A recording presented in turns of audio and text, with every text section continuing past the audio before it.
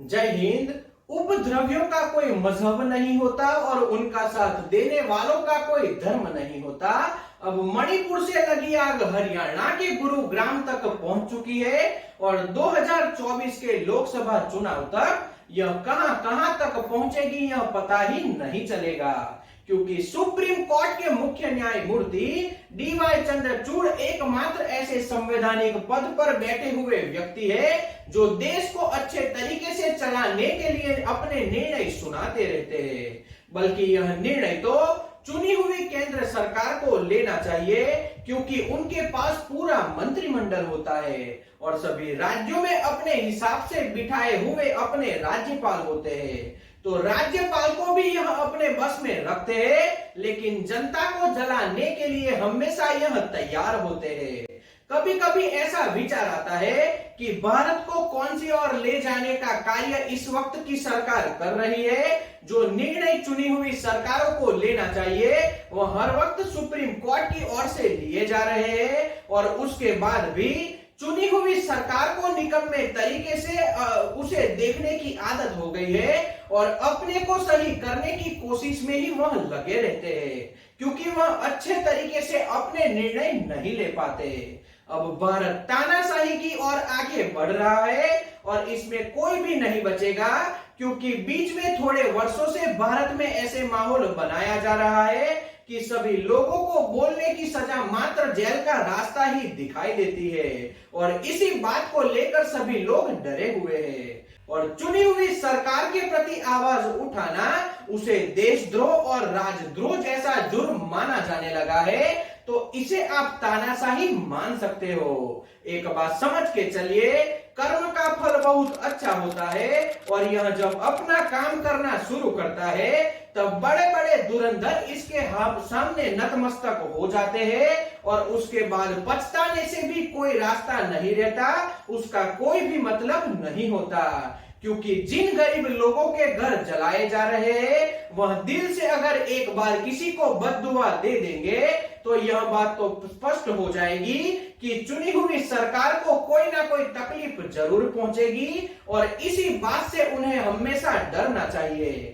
जब केंद्र में किसी पार्टी की सरकार होती है और दूसरे राज्यों में भी उसी पार्टी की सरकार होती है, फिर भी कानून व्यवस्था इतनी कैसे बिगड़ जाती है कि केंद्र सरकार और राज्य सरकार साथ में मिलकर इसे बहाल नहीं कर सकती। तो कहीं ना कहीं सत्ता का अभिमान और अहंकार यहाँ तक झलक रहा है, ऐसा हमें मानकर चलना चाहिए, क्योंकि इसे आप अभिमान और अहंकार मान सकते हो। अब मणिपुर के विषय में सुप्रीम कोर्ट ने जब स्पष्ट किया कि अब तक 6500 से अधिक एफआईआर दर्ज हो चुकी है, तो सीबीआई इस विषय में अच्छे तरीके से जांच नहीं कर पाएगी, इसलिए इसकी जांच के लिए एक कमेटी का गठन करने को सुप्रीम कोर्ट ने अपने निर्णय में स्पष्ट किया है। तब से लेकर केंद्र सरकार इस बात से चिड़ी हुई है और शायद उसी के बदौलत आज दूसरे राज्यों में दंगे भड़कने शुरू हो चुके हैं, ताकि बिकी हुई मीडिया मणिपुर के विषय को बदलकर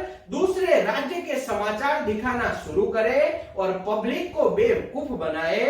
तो इस वक्त भारत में ऐसा माहौल स्पष्ट रूप से हमें दिखाई देता है। जब एक राज्य के दंगे पिछले 100 दिनों से शांत नहीं हो सके, गांवों के गांव जला दिए गए, एक समुदाय को खत्म करने की भारत में कोशिश हो रही है, 6500 से अधिक एफआईआर दर्ज हो चुकी है, किसी एक समुदाय की लड़कियों को नग्न करके बाजार में घुमाया जा रहा है, एक समुदाय के लोगों को घर से बाहर निकाल दिया गया और आज वो शेल्टर होम में रहने के लिए मजबूर हो चुके हैं। बच्चों की पढ़ाई को लेकर सरकार के पास कोई अच्छी सुविधा नहीं दिखाई देती, बच्चों के खानों को लेकर सरकार के पास अच्छी कोई व्यवस्था नहीं दिखाई देती, वहां के बच्चे भूखे घूमने के लिए मजबूर हो गए हैं और फिर भी केंद्र सरकार अपनी सरकार को बचाने के लिए गलत गलत तरीके की बयानबाजी करती रहती है। और जब सुप्रीम कोर्ट इस बात को अपना निर्णय सुनाती है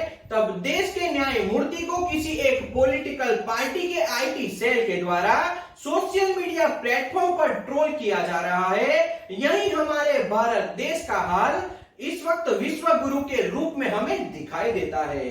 अब सभी आम जनता को एक बार इस विषय में सोचना होगा, आपके बच्चों को आप तानाशाही वाले देश में रखना चाहते हो या फिर हमारे भारतीय संविधान के मुताबिक हमें जो अधिकार मिले हैं, हमें जो व्यवस्था मिली है उसके मुताबिक लोकशाही वाले देश में हम हमारे बच्चों को रखना चाहते हैं। यह सभी आम जनता को एक बार जरूर सोचना चाहिए, क्योंकि जिस तरीके का व्यवहार भारत में इस वक्त हो रहा है वह तानाशाही को स्पष्ट रूप से दर्शाता है। यह हमें मानना चाहिए।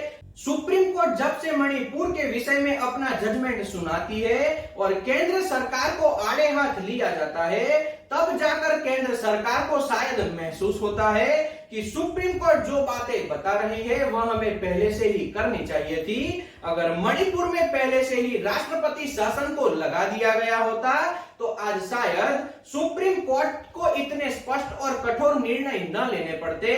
तो केंद्र सरकार को एक बार इस विषय में सोचना चाहिए। अब भारत में ऐसा माहौल बना दिया गया कि मीडिया मात्र एक पॉलिटिकल पार्टी के मीडिया के एजेंटों के रूप में कार्य कर रही है। तब सुप्रीम कोर्ट भी आ जाए, इस बिकाऊ मीडिया को कोई भी फर्क इस बात से नहीं पड़ता।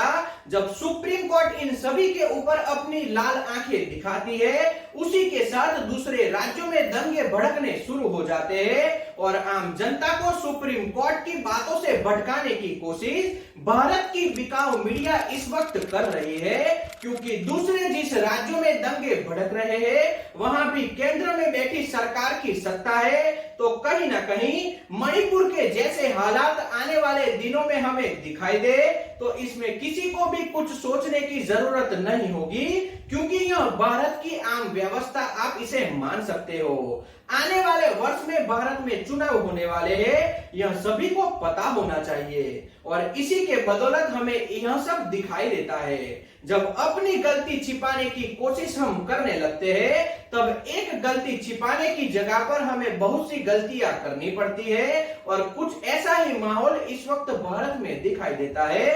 तो इन सभी बातों को हमें स्वीकार करना चाहिए, क्योंकि हम तानाशाही वाले देश में जीने की हमें आदत हो गई है। जब तक भारत में नोट और दारू के दम पर चुनावी प्रक्रिया होती रहेगी तब तक भारत में इसी तरह की तानाशाही चलती रहेगी और जब तक किसी एक व्यक्ति के ऊपर लोगों का अंधविश्वास बना रहेगा तब तक भारत में ऐसा माहौल बनाया रहेगा। यानी कि हमें इन सभी बातों का स्वीकार करके ही चलना होगा। तो हमें इन सभी बातों को स्वीकारना चाहिए और तानाशाही वाले देश में रहने की आदत हमें हो जानी चाहिए।